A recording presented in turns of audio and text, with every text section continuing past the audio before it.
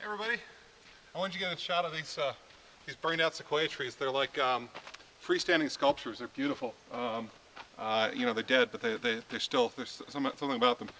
And they just kind of, they're all over the place. They're just like these freestanding modern art sculptures, and they're just wonderful. Okay, so welcome back to 30 Days Until Done.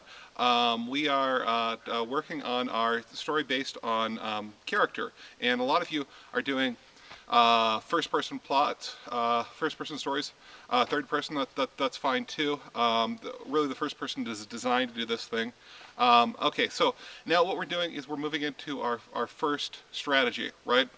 You've got the character and he's got the initial conflict. Now he's trying to figure out a strategy to fix this. If you want to think of this in traditional terms, that's our first rising action, right? Our first strategy to fix whatever problem, whatever conflict our character is in. My character is a kid who's trying to go out and get a cell phone signal down in the lodge. He's in a hotel room, but he heard down the lodge there's a cell phone signal, and his dad has said no.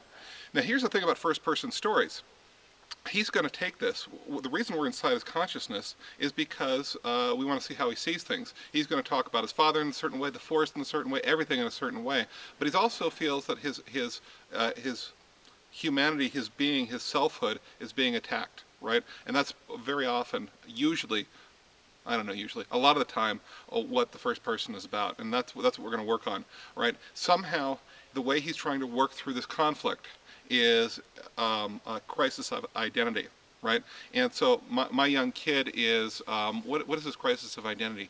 He wants to assert himself as an adult. He wants to assert himself as someone with you know, these normal feelings.